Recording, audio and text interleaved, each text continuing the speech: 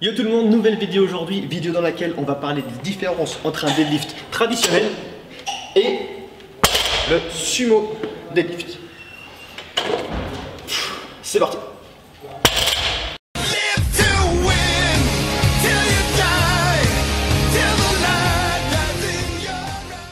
Alors la première chose que vous devez savoir, c'est que le sumo deadlift et le deadlift traditionnel ne sont pas deux exercices totalement différents. En fait, le sumo deadlift est une espèce de spectre, de dérivé, si vous voulez, du deadlift traditionnel. Il existe pourtant des différences qu'on va couvrir aujourd'hui avec vous dans cette vidéo. La première différence, c'est par rapport à votre génétique. En fait, si vous avez des jambes plutôt longues et un buste plutôt court, le deadlift traditionnel est mécaniquement plus facile à réaliser pour vous. Alors qu'à l'inverse, si vous avez des jambes plutôt courtes et un buste assez long et des bras assez longs, mécaniquement, ce sera plus facile de faire un sumo deadlift. La deuxième différence, c'est par rapport aux muscles principalement travaillés. Lors du traditionnel, les muscles du bas du dos et les ischio-jambiers sont fortement sollicités, alors que pour le sumo deadlift, c'est l'ensemble de la cuisse et des muscles de la hanche qui vont être fortement sollicités. Par rapport au stance, au traditionnel, vous aurez les pieds au niveau des épaules et les bras vont être de part et d'autre de la cuisse. Alors qu'au sumo deadlift, vous allez écarter les jambes, pas trop, ça sert à rien de partir en grand écart, descendre le bassin et les mains, les bras vont être placés à l'intérieur des cuisses. Sur un plan de profil, vous allez voir que la position des hanches va aussi différer. En sumo deadlift, mes hanches sont presque à hauteur d'un squat parallèle, alors qu'en traditionnel, mes hanches sont à hauteur d'un semi-squat, de half rep comme on peut dire. Et en termes de range of motion, vous allez voir qu'un traditionnel, j'ai énormément de distance à parcourir. Alors, qu'en sumo deadlift, ma distance à parcourir est beaucoup moins grande.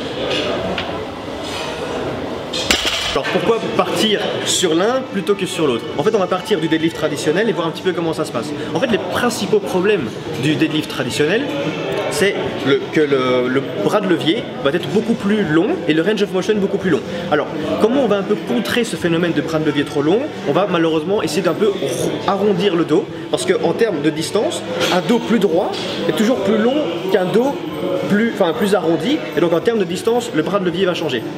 Alors c'est pour ça que souvent en compétition, on voit des gens qui vont légèrement un peu arrondir le dos, histoire de descendre leur centre de gravité et de pouvoir profiter d'un bras de levier beaucoup plus court. Alors, c'est pour ça qu'on va partir sur le sumo deadlift, parce que ça va corriger ces deux phénomènes. En soi, le fait d'ouvrir les jambes et de descendre le bassin va faire en sorte que votre centre de gravité va être beaucoup plus bas et votre bras de levier aussi beaucoup plus court. Donc, on se dit, voilà, sumo deadlift corrige les deux principaux problèmes du traditionnel deadlift. On va dire, voilà, tout le monde va faire le sumo, maintenant c'est parti. Mais qui dit avantage, dit aussi désavantage. Le fait de descendre à ce point sur son bassin, par rapport à l'angle que va former nos hanches par rapport à notre jambe, ça va rendre l'exercice, l'effort beaucoup plus intense. Je parlais tout à l'heure de stance comme un squat. Quand vous avez un squat parallèle, il est beaucoup plus difficile à charger qu'un squat à demi-rep. J'espère que vous faites jamais de demi-rep. Et par rapport au range of motion aussi, il est beaucoup plus lent, donc ça veut dire que pour le sumo, le démarrage va être beaucoup plus compliqué, alors que le verrouillage, contrairement au traditionnel, va être beaucoup plus facile. Également, le fait d'être aussi bas et d'avoir les mains beaucoup plus centrées sur la barre, ça peut entraîner des problèmes de déséquilibre et donc des fois des problèmes sur le lift, et c'est pour ça qu'on passe aussi beaucoup plus de temps sur le setup du sumo que sur le setup du traditionnel. Alors, pour un léger recap, vous allez toujours préférer le sumo deadlift par rapport au deadlift traditionnel pour plusieurs raisons. Donc premièrement, génétiquement, comme je l'ai dit tout à l'heure, si vous avez des jambes plus courtes et un buste et des bras plus longs, mécaniquement ce sera plus facile de faire un sumo deadlift. Deuxièmement, si vous avez toujours envie de garder le dos droit, sumo deadlift par rapport au conventionnel, mécaniquement aussi plus facile.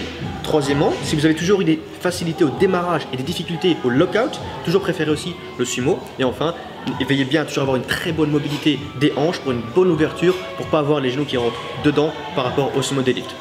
Après, c'est juste un récap des petits conseils. Maintenant, moi, ce que je dis toujours en termes généraux, c'est qu'il faut essayer les deux, traditionnel et sumo. Essayez ces exercices, ces mouvements pendant plusieurs semaines. Essayez de voir à travers lequel vous avez la meilleure évolution, pour lequel vous avez les meilleures sensations. Et en fonction de ça, vous voyez lequel vous sélectionnez, vous le travaillez à fond et vous nous ramenez un deadlift de 5 plaques.